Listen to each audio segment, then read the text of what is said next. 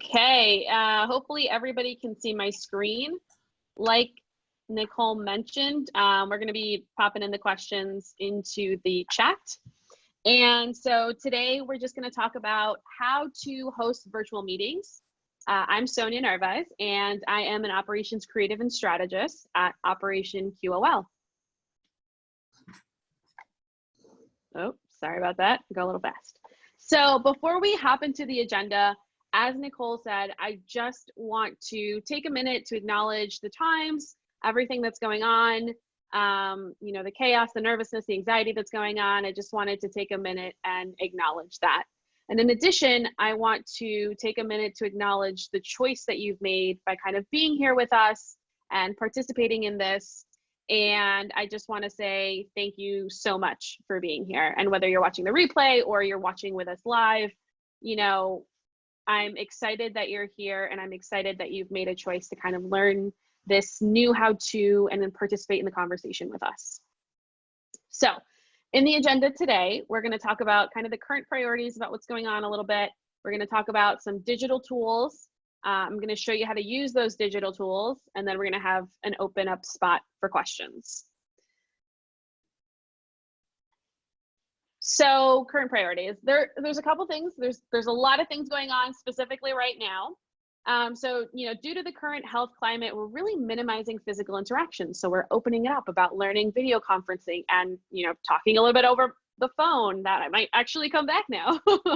And then we've got learning in terms of how you can provide your clients with like a virtual conference. So, you know, you want to stay connected with friends, with family, with clients. What's the best way to kind of start all of that? So before I jump right into the video conferencing tools that we're going to be using, I wanted to take a step back and just talk a little bit about mindset. We have a lot of limiting beliefs surrounding technology and video conferencing, and I just want to take a minute to kind of call them out and shut them down. The first, you know, limiting belief that I know a lot of people have, because I've heard it over and over and over again, is technology is hard and complicated and difficult. And I want to just stop that in its tracks, because technology isn't necessarily hard. It just requires patience and understanding, just like so many things in life, right? We just need the patience with ourselves and with the technology, and give us space to really understand what it is, you know, that we're trying to do, how it works, etc. So that's going to be a really big part of it. Another limiting belief that I know that I had was, I need to know every single thing about this program in order for me to fully be capable in using it. Like, I need to know all the nuances. I need to know what this button does, what this button does, what this button does.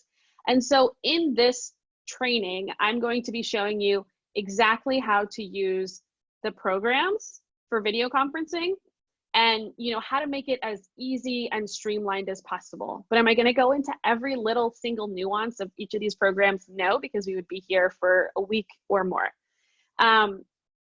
So those are two really important beliefs that I just wanted to kind of call out and just remind everybody that let's have a little patience with ourselves. And I am going to be walking you step by step through these things. And so if you have questions, feel free to ask at the end. So the first video conferencing tool that we're going to talk about is Google Hangouts / Google Meet. I'm pretty sure everybody knows it as Hangouts. They've actually started to kind of pull the Hangout out and make the video part of that called Google Meet. So you might see both of those languages. Google Hangout can be downloaded to your phone. It can be downloaded to your iPad. Anything you have, it's really easy to download onto that. It's also integrated directly into Google. So I know if you have Google Mail, if you use Drive, if you use Calendar, you've seen Google Hangout. You've seen this little symbol before, and it's seamlessly really integrated into Google. So it has a bunch of capabilities, including screen recording and screen sharing. So you can record the conversation you're having, or you can record the screen that you're sharing and the conversation you're having. It's also free for meetings. It's free pretty much, I believe, for up to 100 people in a group. and you're able to record and so forth. Now, I believe if you have G Suite and you want to use Google Hangouts, it's included in the price, but you might have to actually pay if you want like a specific tier. So the other platform that I'm sure you've commonly heard of is Zoom. So Zoom is very similar to Google Hangout/Meet in the sense that it's very easily accessible. So you can get it on your iPhone, you can get it on your iPad, you can get it on your laptop. It's very accessible and can download it to most devices. There's a Google Chrome extension that you can put on your Google Chrome browser that makes it even easier and more seamless for it to integrate into your Google apps. So your calendar, your email, etc. There's also a lot of helpful integrations. So Zoom integrates with a lot of other programs. So for example, let's say you use Calendly. If you use something like Calendly or Acuity or BookMe, it integrates with that platform so that, you know, it'll take that link and create like a Zoom meeting for you. And so they talk really well. You also have the abilities of screen sharing and screen recording. And Zoom is free for meetings up to 40 minutes long. So they put like a time length on it. Once you hit 40 minutes, it cuts you off. You got to start over again. But you can have, I believe it's up to 100 participants as well in the free version, and you get like unlimited one-to-one meetings. But where they kind of cut you off is that 40 minutes. If you want unlimited time, it's that second tier, and it's $14.99 a month. So in this section, I'm going to be talking about I'm going to break down each program and show you how to implement it tomorrow. My intention for this section of the presentation is for you to be able to walk away from this presentation and start to implement right away. I'm going to give you, we're literally going to walk step by step through what you need to do in order to get started in the next hour, basically. So here is Google Hangouts /Meet. So you can find it in a couple places. So you can go to hangouts.google.com. And it's going to pop out the Hangouts and you'll go to that page, or you are going to go to, if you use Google at all, let's say you go to google.com, you'll see these three little, can you guys see my mouse at all? Okay. So you'll go to this section here that looks like a little menu, and you'll pull this up. And here you'll see there's a Hangouts and a Meet option. You can also go to Google Hangouts /Meet that way. If, for example, you go to Google Hangouts and you're like, oh no, I need to go to Google Meet, there's a link for you to, there's like a button for you to go to Google Meet and use the camera. So don't worry about that. They talk really well and they're integrated really well. So the third place you might find Google Hangouts /Meet is when you create an event in your Google Calendar. So this is what a Google Calendar event looks like, right? So you've got a title, you've got the time, you want to add the guests. If you see that little like camera here and you go to add conferencing and you click on it, it's going to add a Google Hangout or Google Meet /Hangout link. And so that is what you can use to kind of, when you're creating a meeting with someone, that's the link you'd use if you're going to use Google Hangouts /Meet for video conferencing. And just ignore this, make it a Zoom meeting here. I have the Zoom extension, and so that's why you'll see it. But if you don't have the Zoom extension, you're just going to see save and more options. So don't be thrown off by that button. So the simplest way for you to join Google Hangouts is going to be by, let's say you decide you've set up a meeting, you know, you created a calendar invitation, and the calendar invitation has that Google link, or that Hangout link, I'm sorry. So what you'll do is you'll basically go to that meeting on your calendar, you'll hover over it, and you'll see a little thing pop up like this, and it says Join Hangouts Meet. Click on that link, you'll be taken directly to the meeting page where you'll see something like here on the second part of the screen. You'll see step 2, you'll be redirected to this page. This is the name of the event that you created. If someone else is there, it'll say someone else is here. Or if no one else is there, it'll say no one else is here. And you can go to join now. You just click join now, bam, you have a conversation going on. Or you can click present if you're going to share your screen. But if you choose to join now, it's going to join you via your computer speaker. So for example, your computer doesn't have a speaker because your computer was made in 1935, you know, you go to join and use a phone for audio, okay? So that is also another option. So what's gonna happen? So step one, we joined the Hangout link. Step two, we went to join the actual conversation. Step three, you're gonna see this video pop up with that is gonna be you. You're in this conversation with someone and now you can see yourself. I looked like garbage that day, so I put a smiley face over myself. And here you'll see this control panel below. And you'll see the title of the meeting. You'll see this speaker button, and that's where you control the audio. So if you click on that, you'll get like a slash, and it's basically like audio turned off. The red button is ending the call. The video button is, if you want to click on that, shut off your video.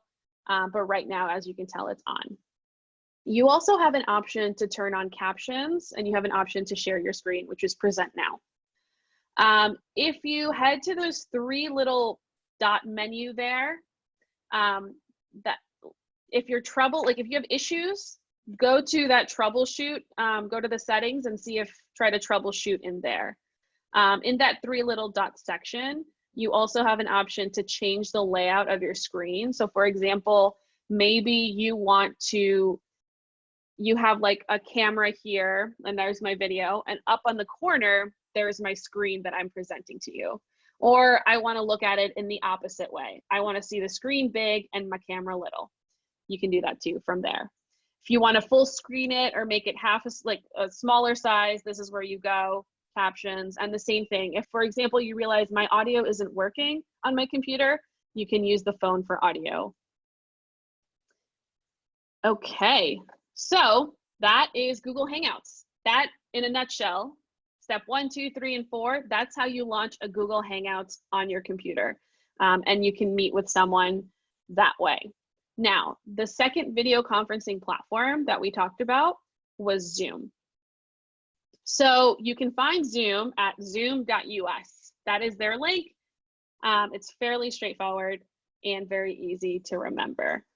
So if you want to sign up, and actually let me take a step back because I realized for Google, you can use that whether, like if you have a Google account, you don't need to like sign up separately. For Zoom, you have to create an account.